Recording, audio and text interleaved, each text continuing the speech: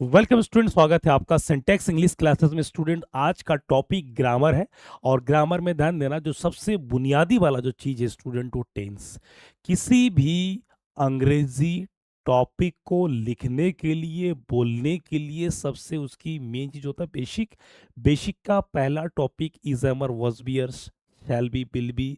It means क्या कहते हैं, वर्ब टू बी का प्रयोग मैं करा दिया हूँ। उसके बाद जो ये फर्स्ट बुनियादी रूप में ध्यान देना टेंस। तो सबसे पहले मैं बात करूंगा टेंस के बारे में। तो टेंस का टॉपिक रहेगा स्टूडेंट, आज हम करेंगे ध्यान देना टेंस कितने क्या होता है, कितने भाग होते हैं, उन सब के बारे में जानकारी दूंगा। उसके अलावा ध्यान देना आपके जो 12 के 12 टेंस होते हैं उसको किस तरीके से करेंगे, उसका पहला भाग आज करेंगे स्टूडेंट। तो बने रहिए। अब तक के इतिहास में, ये अब तक के आपके जो 10th कोर्स क्लास के हिसाब से, अब ध्यान देना चैप्टर के सेंटेंस लाया हूँ, काफ़ी इंपॉर्टेंट रहेगा और आपके एग्जाम से रिलेटेड रहेगा सारे सेंटेंस। जी हाँ, टेंस में भी डिफरेंट सेंटेंस रहेगा। ठीक है स्टूडेंट्स। तो सबसे पहले आप स्क्रीन पर देख सकते हैं प्रेजेंट टेंस। प्रेजेंट टेंस क्या है क्या नहीं, इसके बारे में बताऊंगा। प्रेजेंट टेंस का जो मतलब होता है, ध्यान देना, वर्तमान काल। क्या होता है वर्तमान काल? वर्तमान काल क्या होता है क्या नहीं होता, ये सब मैं बताऊंगा। ठीक है। तो सबसे पहले मैं बात करूंगा इसके बारे में, थोड़ा सा मैं एक ओवरव्यू देना चाहूंगा। तो स्टूडेंट, सबसे पहले हम बात करेंगे टेंस। टेंस का जो मतलब होता है काल। काल जिसको हम कहते हैं समय। क्या कहते हैं स्टूडेंट? समय। आप यहाँ बारीकी से ध्यान दीजिए, each and everything you will get here.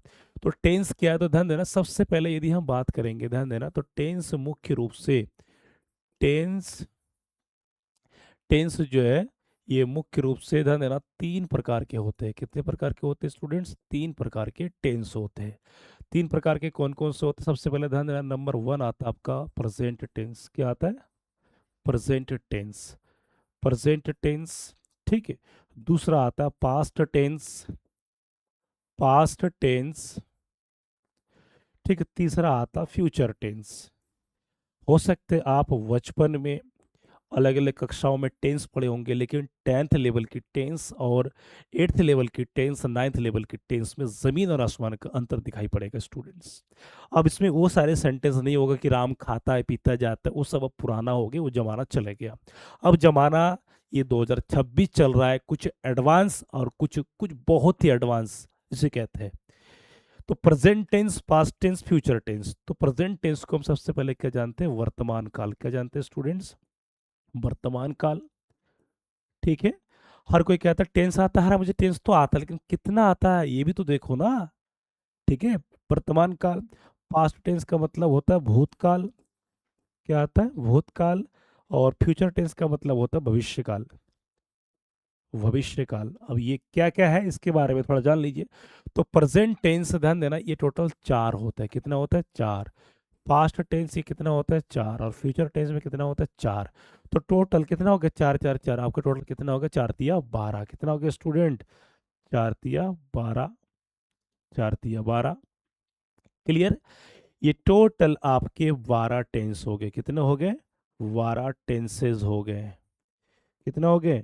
Total आपके 12 टेंस हो गए स्टूडेंट, ये चीज का ध्यान रखिएगा। तो मुख्य रूप से तो तीन प्रकार के तीन प्रकार के, एक एक प्रकार के चार चार होते हैं। कौन कौन से प्रकार के होते हैं मैं बता दे रहा हूँ मौखिक। तो ध्यान देना, सबसे पहले होता है प्रेजेंट टेंस के। जो प्रेजेंट टेंस आप देख रहे हैं, पहले तो इसके स्क्रीनशॉट ले लीजिए स्टूडेंट्स। तो इसमें होता है present indefinite tense, present continuous tense, present perfect tense, present perfect continuous tense. ये जो मैंने नाम कुछ बताया इन सब के साथ लगेगा। क्लियर? उसी प्रकार से past indefinite tense, past continuous tense, past perfect tense, past perfect continuous tense. तीसरा है फ्यूचर। तो future indefinite tense, future continuous tense, future perfect tense, future perfect continuous tense. मतलब इसमें जो कॉमन है इन तीनों में, ध्यान देना, इंडेफिनिट, कंटिन्यूअस, उसके बाद परफेक्ट, फिर होता परफेक्ट कंटिन्यूअस। क्लियर? सारा कॉन्सेप्ट आपको यहीं पर आ गया सर। तो इन टेंसों के जरिए आपको क्या है, आगे बढ़ना है। टेंसों के जरिए क्या करना है स्टूडेंट्स? आगे बढ़ना है। स्क्रीनशॉट ले लीजिए। अब ध्यान देना, आपके सामने यहाँ पर आप देख सकते हैं number one present indefinite tense. और प्रेजेंट इंडेफिनिट टेंस में उस विधि से लाया हूँ ताकि आपको एकदम सिंपल वे में, एकदम डिट्टो दिमाग में बैठ जाए सिलेबस के अकॉर्डिंग। आप चाहे यूपी बोर्ड हो, उत्तराखंड बोर्ड हो, आप किसी भी बोर्ड हो, ये सेंटेंस आपके लिए बहुत ही इंपॉर्टेंट है। आपको वो सारा चीज मिलेगा। ध्यान देना, यहाँ रटाया नहीं, प्रैक्टिकली सिखाया जाता है, और बच्चा वही सीखेगा जिसमें इच्छा हो, मन होना चाहिए। ठीक है, वरना आप कुछ भी करेंगे, लेवल काफी डिफरेंट मिलेगा और हमेशा दंदन एग्जाम ओरिएंटेड मिलेगा। ठीक है स्टूडेंट्स, तो आप यहाँ पर देखिए पहले, तो प्रेजेंट इंडेफिनिट टेंस, सबसे पहले हम टेंस का नाम का मतलब सीखेंगे, मतलब से आपके वो सारे डाउट्स क्लियर हो जाएंगे। प्रेजेंट इंडेफिनिट, तो जैसे प्रेजेंट मीन्स क्या होता है, वर्तमान। इंडेफिनिट, सबसे पहले इस वर्ड का क्लियर कर लेते हैं। कहते हैं डेफिनिट, डेफिनिट इसमें क्या होता है, निश्चित, परंतु यहाँ इनडेफिनिट उल्टा है, अनिश्चित। टेंस मीन्स काल। तो प्रेजेंट इंडेफिनिट टेंस का मतलब होता है कि वर्तमान काल में या वर्तमान समय में अनिश्चित। क्या होता है स्टूडेंट्स, अनिश्चित। तो इस टेंस का या इस टेंस में जो भी काम होगा वो क्या होगा, अनिश्चित होगा, कोई निश्चित नहीं होगा। ठीक है, कैसे निश्चित होगा, जैसे क्या अध्यापक हमें पढ़ाते, कब पढ़ाते पता नहीं, सोहन वहां जाता है, कब जाता है पता नहीं, इस प्रकार के सेंटेंस होगा। ठीक है, क्लियर सारे डाउट। टेंसों के नाम से आपके वो सारे डाउट क्लियर कर लीजिए। यदि आपका इससे पहले कभी भी दिमाग में कंफ्यूजन क्लियर नहीं हो रहा था तो अब कर लीजिए। आप चाहे सीबीएसई बोर्ड को हो, यूपी बोर्ड को, एमपी बोर्ड को, बिहार बोर्ड के किसी भी बोर्ड हो, ध्यान देना ग्रामर सर्वोपरि है, टेंस सर्वोपरि है। ठीक है, तो यहां जान लीजिए, सबसे पहले बात करते हैं पहचान। पहचान का मतलब आइडेंटिफिकेशन, कि वाक्य को हम कैसे पकड़ेंगे। जब कोई व्यक्ति बात करता है तो उसके शब्दों से पहचान लेते हैं कि वो क्या कहना चाह रहे हैं, क्या कहा, तो, तो वो शब्द क्या बोला। तो कह रहा है इसमें ध्यान देना कि जिस हिंदी वाक्य के अंत में ता है, ती है, ताहू, ते है, ते हो आदि शब्द हो तो उसे पीआईटी कहते हैं, मतलब प्रेजेंट इंडेफिनिट टेंस कहते हैं। और इसकी जो हेल्पिंग वर्ब है डू और डज है, कितने, दो। इसकी कितने हेल्पिंग वर्ब, दो हेल्पिंग वर्ब है। वर्ब कौन सा, वर्ब का फर्स्ट फॉर्म के साथ ऐसा ईएस। अब ये हेल्पिंग वर्ब, वर्ब का फर्स्ट फॉर्म ऐसा ईएस, सब है क्या, यही तो खेल है। स्टूडेंट रटना नहीं है, प्रैक्टिकली सीखी यहाँ। अब इनको क्या क्या यूज है, सबसे पहले हम देखेंगे यहाँ पर। पहले अपने पहचान जाना, हेल्पिंग वर्ब जाना, वर्ब जाना। अब ये वर्ब के ऐसा ईएस का क्या फंडा वो भी मैं बताऊंगा। ठीक है, क्या है, एक बार समझ लीजिए। ये वर्ब ऐसा ईएस कैसे बनता है बताऊंगा, पहले आप रूल जान लीजिए।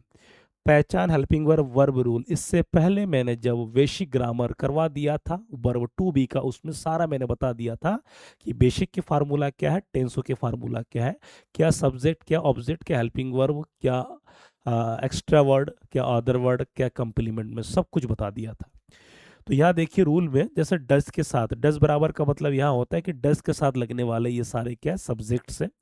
तो ही, शी, इट, नेम, ये सारे जितने भी लोग हैं ये सब किसके साथ लगेगा, ये सब लगेगा डस के साथ। किसके साथ लगेगा, डस के साथ। क्लियर स्टूडेंट, या नाम कोई भी हो सकता है, सोहन, मोहन, रीमा, सीमा, कुछ भी, ये सारे सिंगुलर। सिंगुलर का मतलब होता है एक वचन, यदि पता नहीं है तो इसको जान लीजिए, सिंगुलर मीन्स क्या होता है, एक वचन। क्लियर।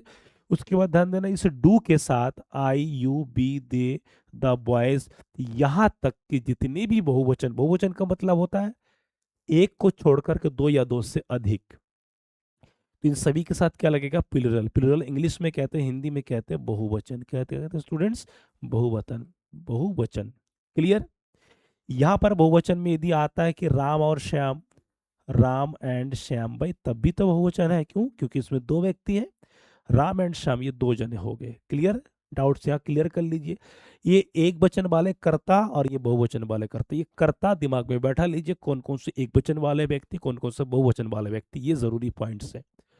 अब आता है इन वर्बों को हम कैसे पहचानेंगे। ध्यान देना, जैसे मैं समझा देता हूं कि ये जो वर्ब है, वर्ब एक वचन, वर्ब एक वचन या वर्ब बहुवचन कैसे बनते हैं, कि वर्ब सिंगुलर या वर्ब प्लुरल कैसे बनते हैं। ध्यान दीजिए, जैसे मैंने एक सेंटेंस लिखा, राम गो, यू गो। और भाई गो शब्द तो कॉमन है ना, गो क्या है, गो कॉमन है। गो राम के साथ भी लग रहा है, गो यू के साथ लग रहा है, माने ये वर्ब कॉमन है, परंतु इसमें जो भेदभाव कर रखा है वो क्या, कर्ता ने। जैसे राम एक वचन है क्योंकि नाम, नाम क्या है, एक वचन है। अब यहाँ पे यू, यू देखिए, यू सीधा क्या है, बहुवचन है। क्लियर, यू बहुवचन है। तो राम के साथ जो क्या लगा, गो, यू के साथ गो लगा, लेकिन यहाँ पर वर्ब है, परंतु इसमें कुछ कंडीशन है। इसमें कुछ कंडीशन ये है, ये जो वर्ड है, ध्यान देना, इसमें हम बना देंगे राम गोज। ये सही है। यदि हम कहेंगे राम गो तो ये वाला इनकरेक्ट है।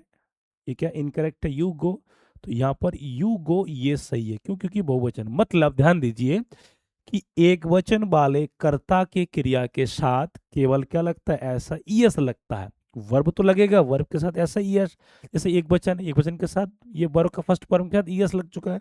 परंतु जितने भी बहुवचन वाले कर्ता याद करना पड़ेगा, इन सब के साथ केवल क्या लगेगा, केवल वर्ब का फर्स्ट फॉर्म। जैसे ये लगा, वर्ब का फर्स्ट फॉर्म लगा। क्लियर सारे डाउट्स? ठीक है, तो ये आपको दिमाग में बैठाना, मतलब एक वचन वाले कर्ता के साथ V1 के साथ ऐसा यस, परंतु बहुवचन वाले कर्ता के साथ केवल वर्ब का फर्स्ट फॉर्म। बहुवचन ऐसा यस एक्सेप्ट नहीं करता है। क्लियर? हाँ, yes I am asking to you. यहां तक स्क्रीनशॉट ले लीजिए स्टूडेंट्स। अब बढ़ते आगे। अब हम वाक्य करेंगे सूत्र के साथ, एक एक सेंटेंस को बैठाएंगे। छोटा सेंटेंस, बड़ा सेंटेंस, मझला सेंटेंस, किताबी वाला सेंटेंस, बोलचाल वाला सेंटेंस, सब कुछ करना है। ठीक है, तो आइए यहां देखते हैं भैया। तो अफर्मेटिव सेंटेंस और वाक्य की जो वैरायटी है, ध्यान देना। नंबर 1 अफर्मेटिव सकारात्मक वाक्य, दूसरा नेगेटिव नकारात्मक वाक्य, तीसरा इंट्रोगेटिव प्रश्नवाचक शब्द, तीसरा आता है क्वेश्चन वर्ड, डबल इंट्रोगेटिव भी कहते हैं, जिसमें प्रश्नवाचक शब्द होता है, कब, क्यों, कहाँ, कैसे, इस प्रकार के। ठीक है, तो आइए सबसे पहले हम बात करते हैं rule number 1, very very important. Rule के हिसाब से आपका सूत्र बन जाएगा A double F, of. Affirmative का क्या है? तो ऑफ वाले वाक्य, मतलब अफर्मेटिव वाले वाक्य में सहायक क्रिया डू डज का प्रयोग नहीं करते, ध्यान देना, मना कर रहे हैं, नहीं करते जब तक नेगेटिव इंट्रोगेटिव ना हो, परंतु सब्जेक्ट के बाद V1 और एस आई एस का प्रयोग करते हैं। इट मीन्स यहां पर वाक्य यदि, ध्यान देना, अफर्मेटिव वाला वाक्य में डू डज नहीं लगाते, कब तक? जब तक वाक्य में नेगेटिव इंट्रोगेटिव ना हो, परंतु सब्जेक्ट के बाद वर्ब का V1 एस एच लगाते हैं। अफर्मेटिव में डू डज नहीं लगेगा, केवल वर्ब के साथ ऐसा ईएस। सूत्र देख सकते हैं, एफ बराबर सब्जेक्ट V1 ऐसा ईएस ऑब्जेक्ट ईडब्ल्यू। अब देखिए क्या यहीं पर डू डज लगा? नहीं। क्यों? क्योंकि हम अफर्मेटिव का प्रयोग कर रहे हैं। यही वाक्य जब नेगेटिव हो जाएगा तो डू नॉट डज नॉट लग जाएगा, और जब डू नॉट डज नॉट लगेगा तो ऐसा ईएस नहीं लगता है।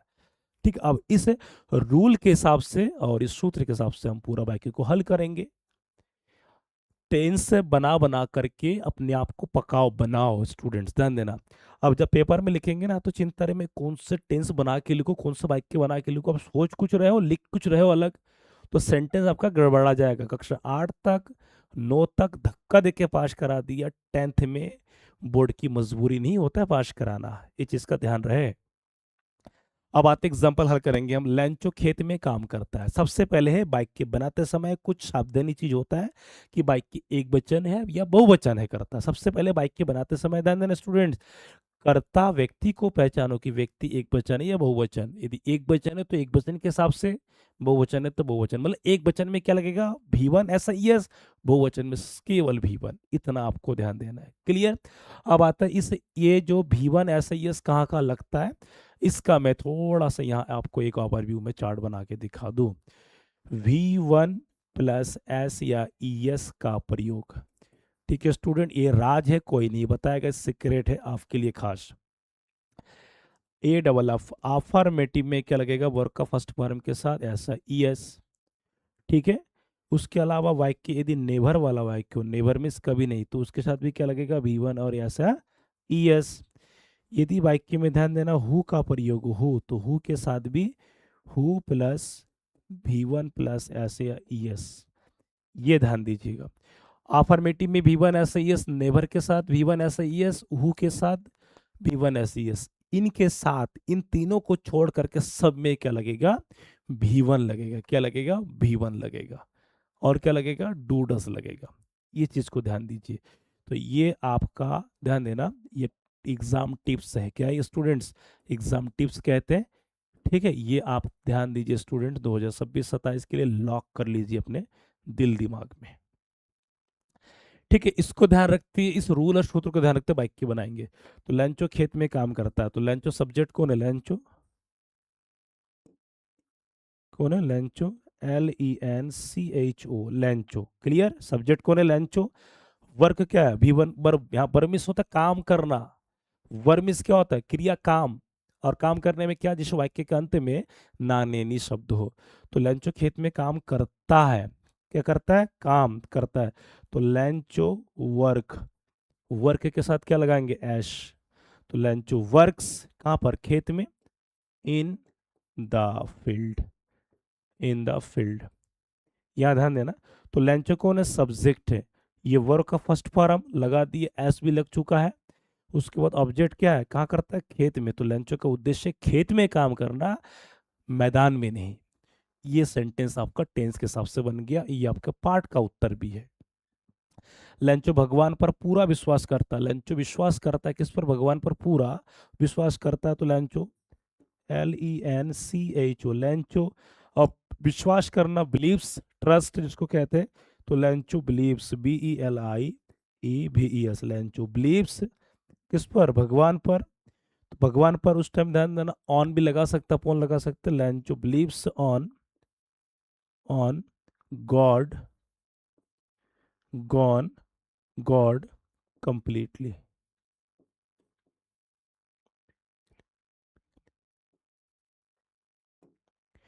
ठीक है, तो ये हो गया Lencho believes SIES on God completely. ये आपका क्या, एक्स्ट्रा वर्ड है, क्या आपका एक्स्ट्रा वर्ड है। फटाफट देखिए, उसमें कोई डाउट हो तो पूछिए, पूछ सकते स्टूडेंट। जिस प्रकार आपका पहला टॉपिक इजामर लगने में समय लगा था, उसी प्रकार ये पहला टेंस अगर ढंग से कर लेंगे तो बाकी सारा टेंस इजी है एकदम। ठीक है स्टूडेंट्स, क्लियर। ठीक है, अब एक कुछ सेंटेंसेस का एग्जांपल मैं करा देता हूँ फटाफट। लेंचो बारिश का इंतजार करता है, लेंचो, अब काम क्या, इंतजार करना, वेट्स, लेंचो वेट्स किसका, बारिश का, टू रेन, टू रेन। ठीक, यहाँ टू या हो गया। लड़के आसमान, लड़के लंचो बारिश का इंतजार कर, लंचो वेट्स टू रैन, या वेट्स फॉर रैन भी लगा सकते हैं। यहाँ पर फॉर भी लगा सकते हैं, क्योंकि वेट्स के बाद फॉर ज़्यादा उचित होता है, तो यहाँ पर। ठीक है स्टूडेंट्स, वेट्स फॉर, यहाँ मैं, ठीक है, डायरेक्ट मैं आपको लगा देता हूँ ताकि आपके लिए एकदम क्या हो, ईजी हो। ठीक है, ग्रामेटिकली हमेशा कोशिश करना है कि सही हो। लड़के आसमान की ओर देखते हैं, लड़के मतलब बॉयज, ये कौन है, लड़के, लंच के दो लड़के होते हैं। तो बॉयज देखते, बॉयज सी, सी आसमान की ओर।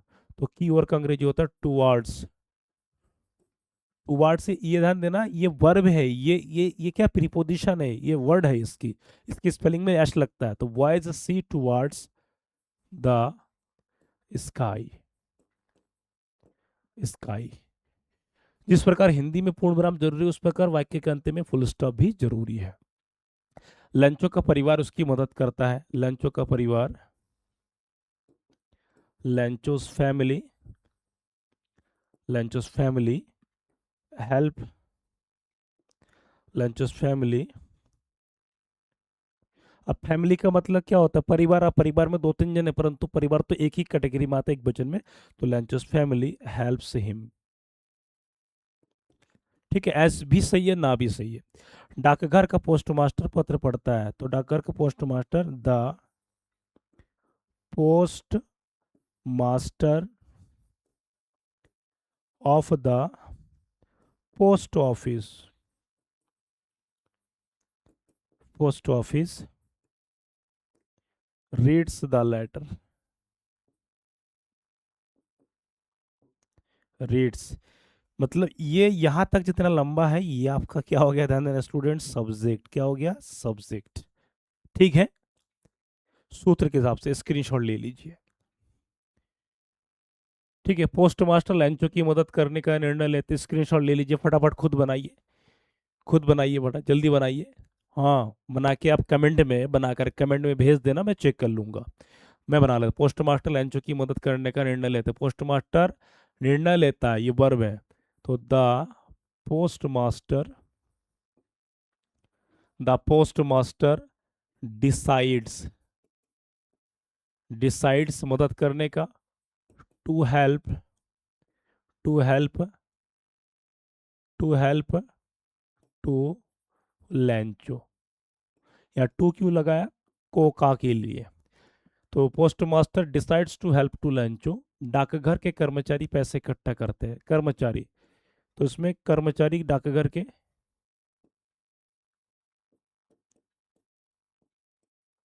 The employees of the post office, the employees of the post office collect, collect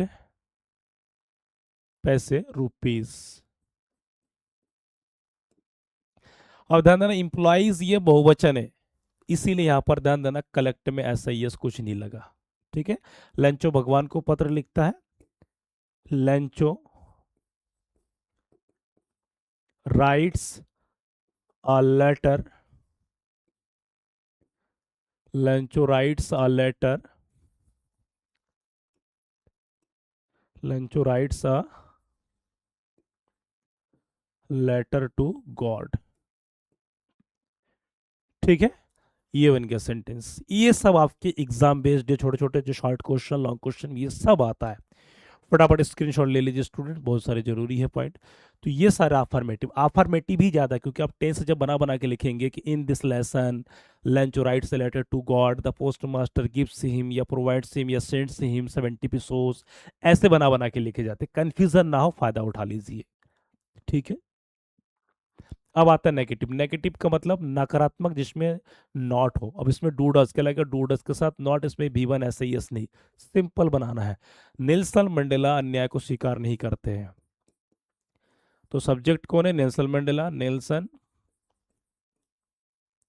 Mandela. Student आप देख सकते हैं सेंटेंस में आपके चैप्टर के हिसाब से लाया हूँ, क्लास 10 के हिसाब से।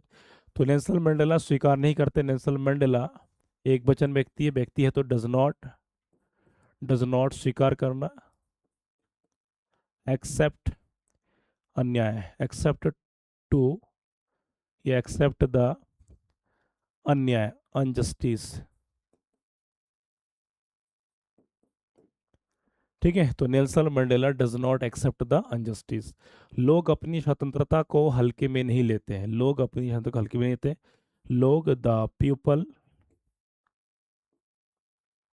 या डज नॉट क्यों आया? क्योंकि ध्यान देना नेल्सन मंडेला एक वचन एक व्यक्ति है। लोग अपनी स्वतंत्रता को हल्के में नहीं लेते। द पीपल, पीपल बहुवचन होता है, the people do not take light, या लाइटली, लाइटली मीन्स हल्के में। The people do not take lightly the freedom, freedom. दक्षिण अफ्रीका के लोग भेदभाव को पसंद नहीं करते, दक्षिण अफ्रीका के लोग तो बहुवचन है। द पीपल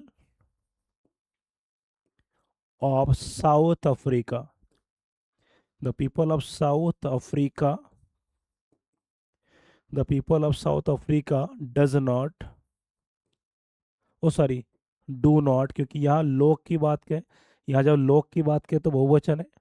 तो the people of South Africa do not like the, अब यहाँ पर भेदभाव मीन्स डिस्क्रिमिनेशन, द डिस्क्रिमिनेशन।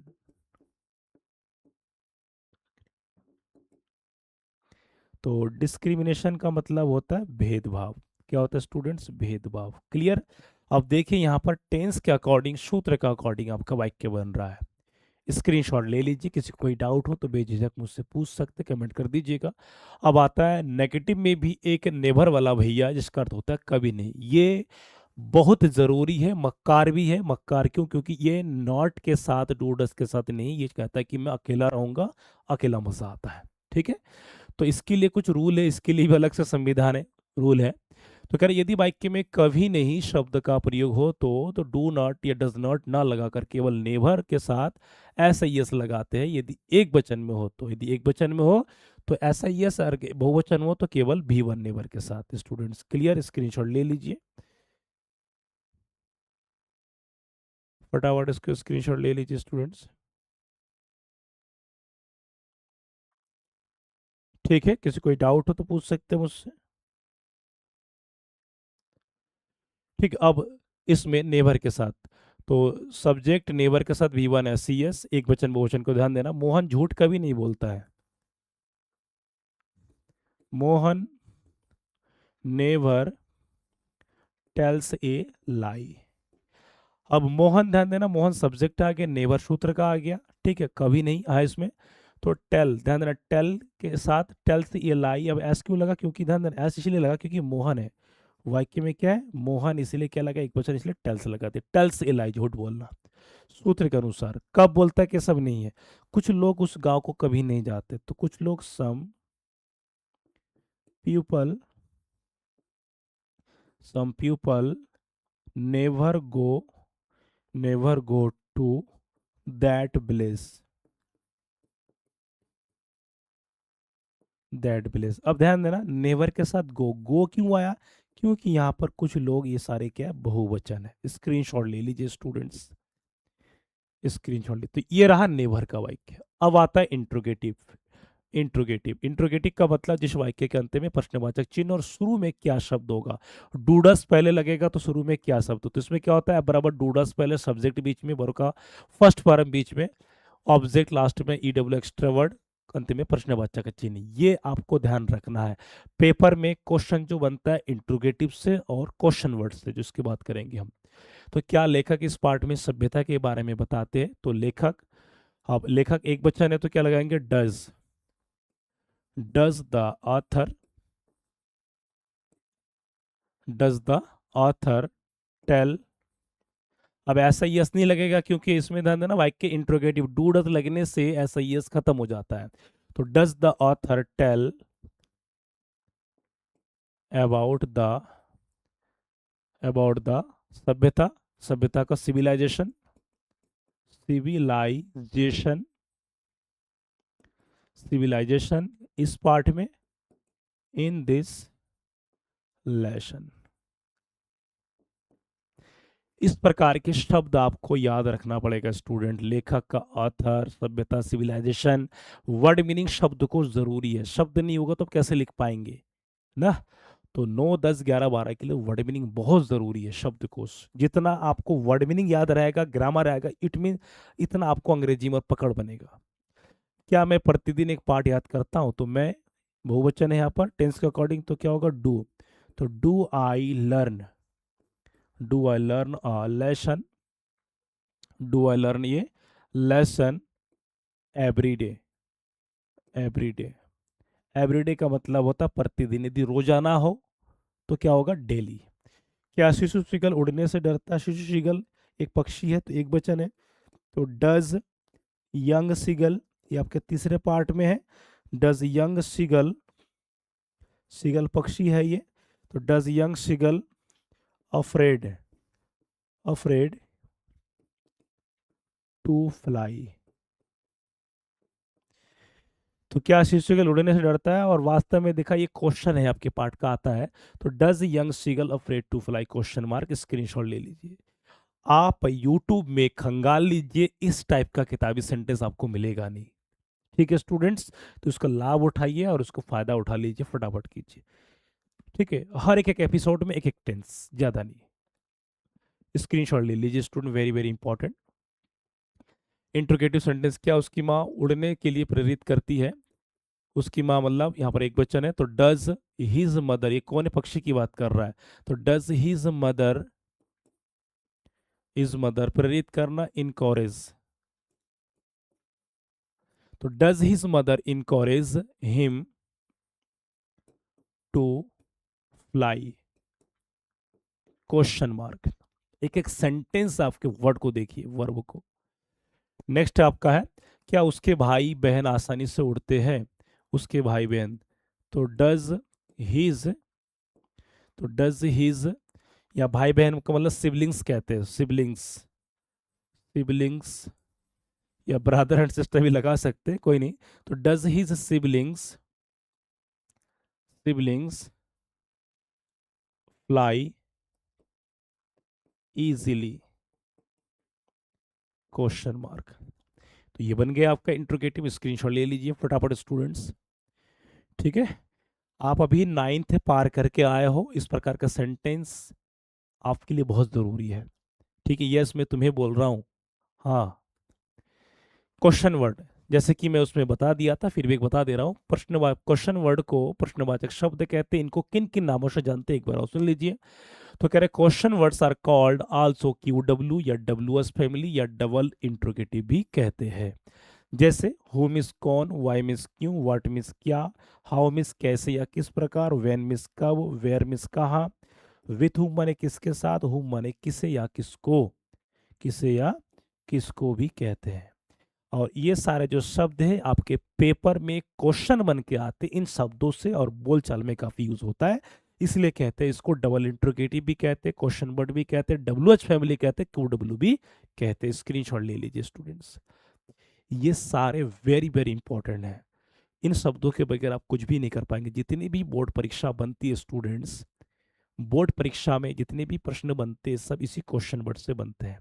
ठीक है, अगला आ जानिए। अब आते क्वेश्चन वर्ड से। तो सेम सूत्र यहाँ से वहां तक सेम वही है, केवल शुरू में क्यू डब्ल्यू का मतलब यदि हिंदी वाक्यों में इस क्वेश्चन वर्ड इस प्रकार के अगर शब्दों कहीं पर हो तो इनकी अंग्रेजी पहले लिखते, उसके बाद डू डज लिखते। क्या लिखते हैं? इनकी अंग्रेजी पहले, उसके बाद सेम उसी की तरह। तो वाक्य बनाते समय ढूंढना पड़ेगा कि क्या वो क्यू डब्ल्यू है कहाँ। तो सोहन इस समय कक्षा में क्या करता है, कहाँ जाते हैं, किस प्रकार, है ना सब देखिए इस प्रकार।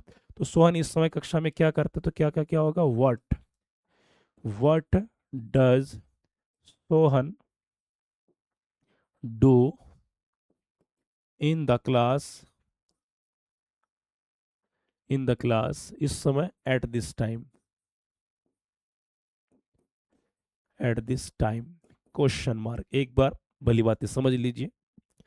तो सोहन इसमें ध्यान देना सब्जेक्ट है, और क्या क्या के लिए क्या लगाएंगे, वर्ड। तो वर्ड, अब डज क्यों लगा, क्यों यहाँ पर क्यू डब्ल्यू लग चुका है, यहाँ पर डू डज आ चुका, डज क्यों है, क्योंकि यहाँ पर सब्जेक्ट क्या है, सोहन है, एक वचन इसीलिए। वर्ब क्या है, डू। ये ध्यान देना, ये आपका ये हेल्पिंग वर्ब नहीं, ये आपका मेन वर्ब है। क्या है? मुख्य क्रिया। बाकी ये आपका क्या है, ऑब्जेक्ट एक्स्ट्रा वर्ड क्या है, at this time. At this time मतलब इस समय, ठीक। तुम रोज शाम को कहाँ जाते हो, तो कहाँ, where do you go, where do you गो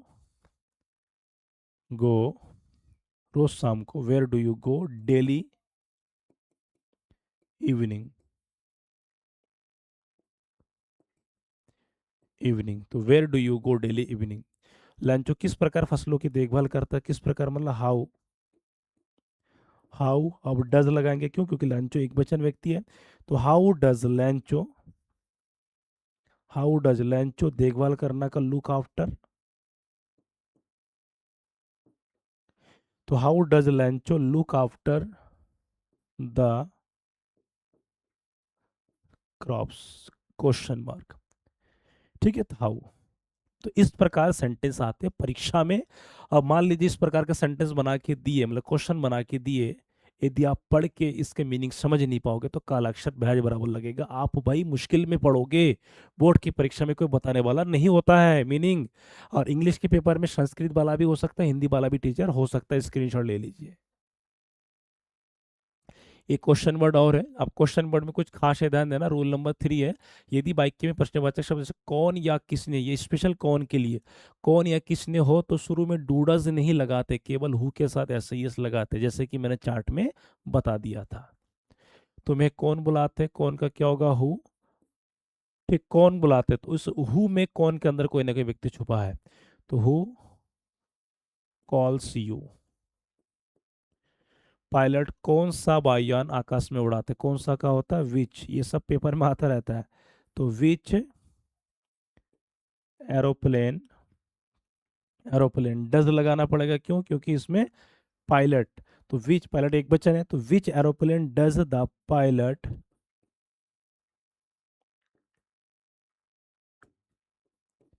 तो विच एरोप्लेन का मतलब होता है कौन सा, ये रिलेटिव नाउन है। तो which aeroplane does the pilot fly in the sky, in the sky, question mark. तो यहाँ पर कौन सा वायुयान के लिए क्या रिलेटिव नाउन है, ये विच एरोप्लेन। कितने विद्यार्थी परीक्षा देते, कितने, तो हाउ मेनी। कितने को हम गिन सकते हैं संख्या को, इसलिए संख्या के लिए हाउ मेनी। तो how many students, how many students do, परीक्षा देते तो परीक्षा देना को अंग्रेजी में कहते हैं appear exam, do appear, APP, ये अपीयर इन द एग्जाम या एग्जामिनेशन, दोनों सही है। ठीक है स्टूडेंट, क्वेश्चन मार्क, तो स्क्रीनशॉट ले लीजिए, इस तरीके से होता है। ठीक है, वेरी वेरी इंपॉर्टेंट, ये वेरी वेरी इंपॉर्टेंट, ये सारे क्वेश्चन वर्ड सारे एग्जाम बेस्ड, ये very very important points students. ठीक, अब आता है रिलेटिव नाउन, जो इससे पहले हो गया था। रिलेटिव नाउन का मतलब संबंधित संज्ञा, संज्ञा के साथ संबंध क्या है। हाउ मैनी कितना कितनी, हाउ मच कितना कितनी, हुज मैंने किसका किसके, विच मैंने कौन सा या कौन सी, जब भी मैं कर चुका था, अभी बढ़ा दिया था कौन सा एरोप्लेन। तो हाउ मैनी, ध्यान देना, ये संख्या को दर्शाता है, जबकि ये मैंने आपको इससे पहले बेसिक में करा दिया था, ये मात्रा में आने वाले, मात्रा का मतलब जिसमें गिन नहीं सकते, तेल चीनी चावल इत्यादि, ये किसी व्यक्ति वगैरह के लिए आता है, इनका प्रयोग करके सेम उसी तरह से। ठीक है, रिलेटिव नाउन पहले डू डज वी वर सब उसी प्रकार से है। ठीक है, तो लंचेश्वर को कितने पत्र लिखते हैं, तो कितने पत्र, ये मैं सॉल्व करके लाया हूं समझाने के लिए, कितने पत्र, तो हाउ मैनी लेटर। ठीक है, does Lencho write to God, सब सूत्र के अकॉर्डिंग। वह इस धूप में कितना पानी पीता है, तो मात्रा में तो क्या होगा, how much water does he take या drink in the sunshine, sunshine मैंने धूप, पानी पीने के लिए वैसे क्या लगाते हैं, टेक। ठीक है, वरना बोलचाल में आजकल ड्रिंक लगा दे रहे, बट ड्रिंक लगाना अनुचित है, टेक सही है। सीमा किसकी कलम मांगते, किसकी कलम, ध्यान देना, ये सब क्या है, एक एक साथ पेयर में चल रहा है, जोड़े में, तो किसकी कलम, हुज पेन।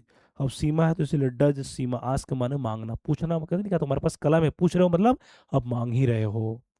अध्यापक महोदय कौन सा पाठ पढ़ाते, कौन सा पाठ, तो विच लेसन, अध्यापक एक बचन है तो डज द टीचर टीच। ये सारे मोस्ट मोस्ट इंपॉर्टेंट स्टूडेंट, पहला टेंस इतना इंपॉर्टेंट है कि क्या क्या, स्क्रीनशॉट ले लीजिए। अब आता है डूडस का विशेष प्रयोग, वेरी वेरी इंपॉर्टेंट, ये खास एक भ्रम में नहीं रहना है। रूल नंबर 4, यदि वाक्य में कोई दबाव हो, बाध्यता हो, अनिवार्यता हो, आदि का भाव, जैसे जरूर, अवश्य, ता तो है, ती तो है, ते तो है, आदि शब्द हो, तो सब्जेक्ट के ठीक बाद ही डू डस का प्लस V1 लगाते हैं। अब डू डस V1 क्या है, तो नोट में समझिए कि इस प्रकार के वाक्य में डू डस जोर को दर्शाने के लिए लगाया जाता है। यहाँ पर हेल्पिंग वर्ब के रूप में तो है, परंतु यहाँ पर जोर देने के लिए होता है। इसका सेंटेंस समझिए, स्क्रीनशॉट ले लीजिए, ये very very important students, most very most important, क्योंकि हो सकता है आपने ये वाला टॉपिक इससे पहले ना पढ़ा हो ना। टेंस के कई सारे वैरायटी होता है, 8th का अलग, 9th का अलग, 10th का अलग, और 12th लेवल में यही टेंस और एक लेवल में आ जाता है। मैं अपना पार्ट अवश्य याद करता हूँ, तो I do learn my lesson, do आ रहा है ना, डू सेम उसकी तरह अफर्मेटिव है, तो मैं अपना पार्ट अवश्य याद करता हूँ, आई डू लर्न की मैं यहाँ जोर दे रहा है। विद्या गृह कार्य जरूर पूरा करती, विद्या डज कंप्लीट, ध्यान देना, यहाँ पर लर्न वर्ब भी है, परंतु साथ में हेल्पिंग और लग रहा है जोर देने के लिए, तो Vidya does complete homework. Seema रोज स्कूल को जाती तो है, जाती तो है, ती तो है, तो Seema does go to school daily. तो ये जो सारे सेंटेंस है, ये जोर दबाव अनिवार्यता को दिखाने के लिए स्टूडेंट्स वेरी वेरी इंपॉर्टेंट, इसे कहते हैं स्पेशल यूज ऑफ डूडस, स्क्रीनशॉट ले लीजिए। तो ये आपने कर दिया स्टूडेंट, ये सारे सारे इंपॉर्टेंट है। अब इसका ध्यान देना, इसकी जो मेन चीज है क्या है, मेन चीज है पहचान, क्या है, पहचान, जो एक पॉइंट है, टिप्स है स्टूडेंट याद करने के लिए, टिप्स टू लर्न, याद करने के लिए क्या क्या चीज़ है, आपको बेसिक कैसे कैसा मजबूत हो। तो नंबर 1 आपका पहचान याद कीजिए, दूसरा आपको सूत्र याद कीजिए, तीसरा आपको रूल, जितने भी रूल्स आता है इसमें रूल्स को याद कीजिए। ठीक है, उसके बाद आपके वाक्य को प्रैक्टिस लगाइए, वाक्य को क्या लगाइए, इन सब को याद करके क्या लगाइए, प्रैक्टिस कीजिए, आप ग्रामर में धुरंधर बन जाएंगे स्टूडेंट्स। ठीक है, उम्मीद करता हूँ टेंस समझ में आ गया आज का, तो पहला वाला थोड़ा लंबा है और इम्पोर्टेंट भी है। बाकी मिलते कल के एक नेक्स्ट टॉपिक में साथ, तब तक के लिए सभी को हैप्पी लर्निंग।